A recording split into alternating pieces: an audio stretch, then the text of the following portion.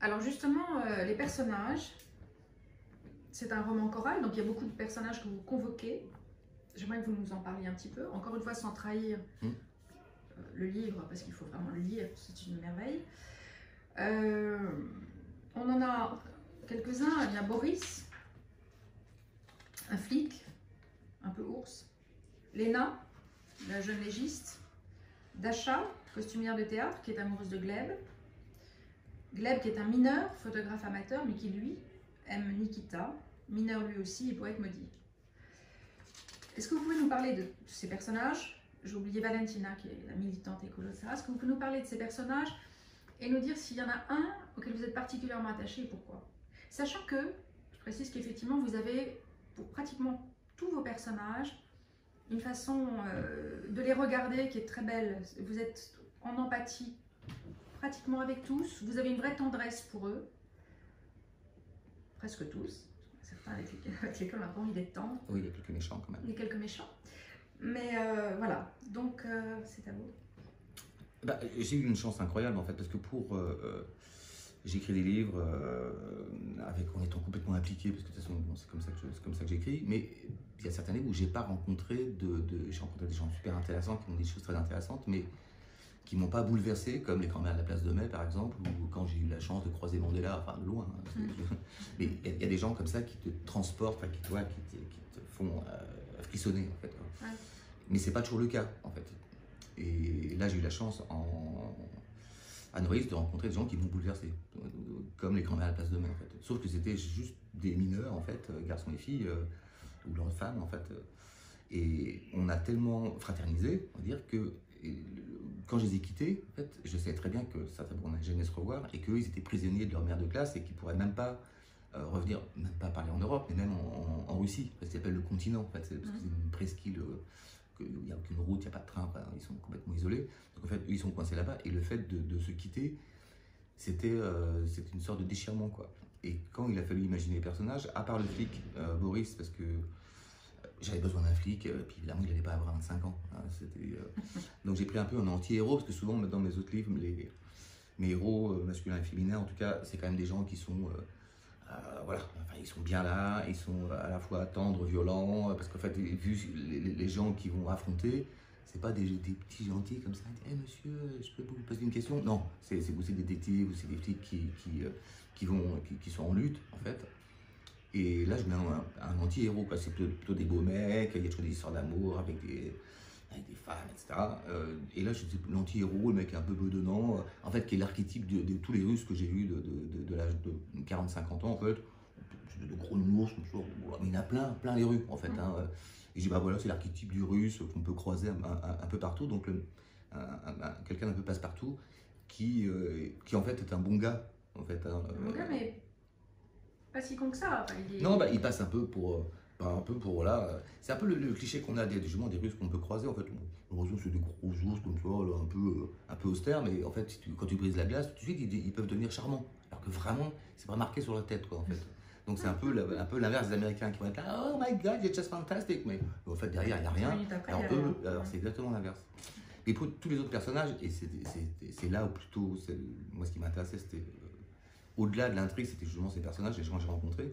Et tous ces jeunes Russes, en fait, ils avaient tous une passion à côté. Comme ils savent que leur vie, elle est là-bas, ils veulent faire du cinéma, jamais ils pourront monter un film, ils veulent faire de la musique, jamais ils pourront vendre le moindre disque, faire la moindre tournée nulle part, ils veulent faire de la photo, ils font jamais la moindre expo, parce qu'il n'y a pas la matière dans la ville pour ça. Par contre, ça ne les empêche pas eux-mêmes de développer leur passion. Et tous ceux que j'ai rencontrés, ils faisaient tous autre chose. Donc Gleb, le photographe, en fait, bah, c'est lui mon préféré dans la vraie vie, en fait, parce que bah, il était avec sa copine Dasha. D'ailleurs, c'est pour ça que je les ai repris un peu ce couple. Alors évidemment, je les ai complètement transformés parce qu'ils n'étaient pas comme ça, mais c'est avec lui qu'on grimpait sur les toits pour, évidemment interdit, parce qu'il n'y a pas de... Les toits, ils sont tout pourris, hein. C'est assez dangereux en fait, quoi. Et lui, son truc, c'est de faire des photos depuis les toits, parce que du coup, effectivement, tu as des perspectives incroyables. Et donc, je dis, ben, évidemment, tu vas t'en servir, quoi. Et dans le bar où on était, il suffit de dire Mayakovsky, tu cries Mayakovsky un peu bourré, et t'en as un qui va arriver, t'as un poète qui va arriver, il s'appelait Oleg dans la vraie vie, et là, voilà, et il te sort 50 poèmes de Mayakovsky. Donc, à la fois c'est un cliché russe, mais dans l'ambiance, ouais, tellement émouvant en fait que du coup je me suis servi en fait de tous les gens que j'ai rencontrés là-bas en les transformant évidemment parce que voilà c'est du roman, ça reste de la fiction. Parlez-nous un peu de Nikita. La Nikita, je suis un peu inspiré justement de celui qui déclamait des poèmes, mais comme il y a une histoire d'amour, parce qu'ils sont malheureusement malgré tout homophobes, ou en tout cas en surface, c'est-à-dire que c'est vraiment, c'est ancré, hein. Être un vrai homme, c'est pas ça quoi. Être un vrai homme, c'est, voilà, on voit le cliché. Il y a des passages magnifiques d'ailleurs entre Gleb et Nikita, enfin, de Bah, souffrance et de bonheur, c'est vraiment magnifique.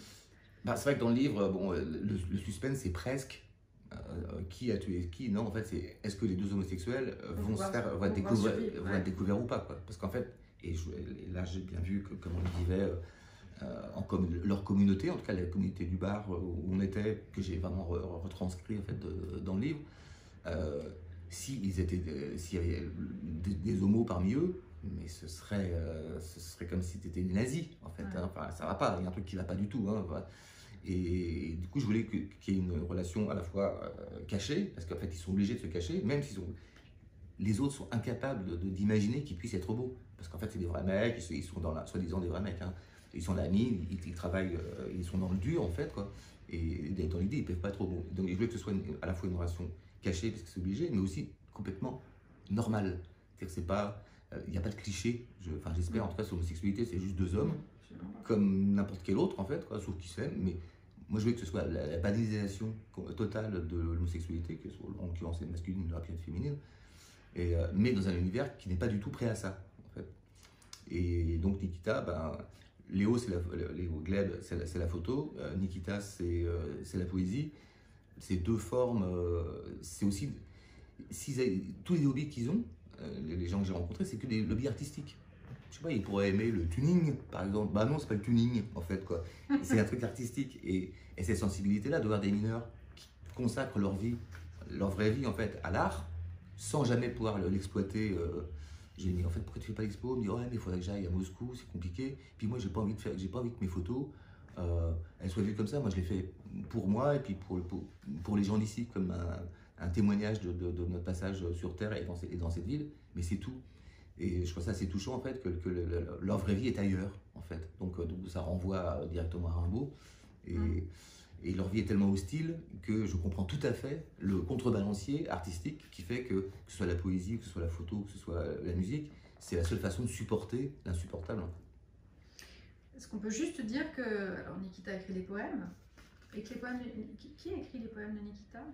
Bah, c'est moi parce que bah oui, mais j'ai toujours écrit un peu Ouais. j'ai toujours écrit un peu de poésie, puis il y en avait déjà dans Mapuche, il y avait Il y en a, oui, dans quasiment tous vos livres. bah oui, parce que moi j'adore la poésie et pour moi c'est l'essence même de l'écriture. Enfin, et j'essaie d'en mettre des petites doses comme ça dans l'écriture en général, mais si on peut prendre une place et mettre un poème entier, je sais que souvent les lecteurs les lecteurs en général et de polar en particulier ils n'ont pas forcément envie de lire des poèmes, ils vont se dire ah mais je préfère, bon, si j'ai envie de lire des poèmes, je vais acheter un bouquin de poèmes, enfin, mais sauf que plus personne ne le fait. Donc en fait c'est une façon aussi de leur rappeler la poésie, mais ce qui est pas mal, c'est que ça réveille des instincts. Moi j'ai des lecteurs qui m'envoient des poèmes. C'est merveilleux. Et c'est trop bien, bah ouais, et parce qu'en fait tout le monde a envie d'écrire la poésie, enfin quand je dis tout le monde, enfin quand t'es lecteur, t'es forcément sensible à la poésie en oubliant ce qu'on t'as obligé d'apprendre par cœur quand t'étais petit. Et du coup, révéler la poésie qu'on a en soi, franchement, vu le monde dans lequel on vit, il n'y a pas mieux. Enfin. Clairement. Enfin, comme toujours dans vos œuvres, l'intrigue, l'histoire sont aussi le prétexte pour aller au-delà. Le portrait fouillé de cette ville, hors du commun, de son histoire, celle du goulag en particulier, de ses habitants, d'une génération à l'autre, vous permet de parler des enjeux économiques, politiques, écologiques majeurs qu'elle représente aujourd'hui. Est-ce que vous pouvez nous en parler un petit peu? Noritz Nickel, en fait, donc, qui détient l'usine, enfin, qui est tentaculaire, hein, parce qu'ils sont implantés dans d'autres pays, Canada, etc. C'est 2% du PIB russe, rien que cette mine, en fait, donc c'est des centaines de millions de dollars tous les ans. Il ils m'ont dit ça comme ça. Ah ouais, bah, il y a 10% en fait, 10% de la production qui disparaît. Genre, 10%. Et quand on voit l'isolement total de cette ville. Ça va où? Ouais, et puis, et comment comment tu fais pour de détourner parce que là c'est la transformation. Enfin, c'est-à-dire qu'il faut extraire le truc. Enfin, ils en font des lingots. Et je dis, bon, ben, des lingots. Bon, ben, des lingots, ça fait un peu un truc de cow-boy, de train de cow-boy, avec des lingots d'or. Je dis, bon, ben, on va créer évidemment, parce que ça représente des sommes folles. Je crois que c'est 10%, je crois que c'est 500 millions de dollars par an en fait, de chiffre d'affaires. Enfin, donc, de toute façon, avec des sommes pareilles, tu peux corrompre des tas de gens. En fait. Bien sûr. Donc, je dis, bon, ben, écoute, on va dire que l'intrigue, forcément, elle sera autour de Maurice Nickel, sans. Après, moi, j'extrapole, hein, je fais un roman, je n'ai pas du tout, j'ai pas enquêté sur Maurice Nickel en disant Maurice Nickel, c'est des salauds, pas du tout, en fait. Hein. Ils produisent, et je pense même que les oligarques qui tiennent le truc, ces 10%-là, je ne sais pas lesquels vont détourner ces 10%. En tout cas, ce qui est sûr, c'est que ça représente des sommes folles et que c'est un enjeu majeur pour la Russie, d'autant qu'ils ne produisent quasiment, les Russes, enfin, c'est un peu le drame de ce pays, que des matières premières type gaz, pétrole et minerais. En fait. Et ils produisent quasiment rien d'autre. En fait. Donc pour eux, enfin, tout le système poutinien et tout le pays ne tient que sur. Ils pourraient se dire, avec cet argent-là, on va développer autre chose. Ben non, en fait. Tu as vraiment l'impression qu'on amasse.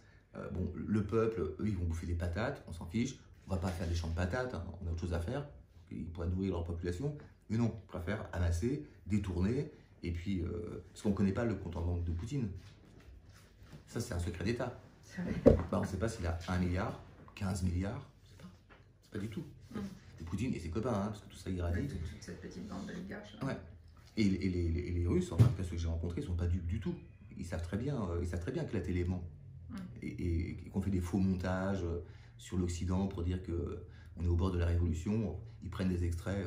Ils font des montages, ils font des faux témoignages. Enfin, c'est des témoignages de gens qui disent ah bah oui, j'ai fait une collection de timbres et le sous-titre en français et le sous-titre c'est oui, j'en ai marre de Macron, de l'Europe. Qu'est-ce qu'on raconte en fait? Donc comme ils sont habitués à ça, ils savent très bien que dès qu'il y a un truc, ils amusent à voir ah tiens, on va essayer de traduire en fait ce qu'elle a vraiment dit cette personne en fait et qu'ils se rendent compte que ça n'a absolument rien à voir. Donc ça les amuse beaucoup.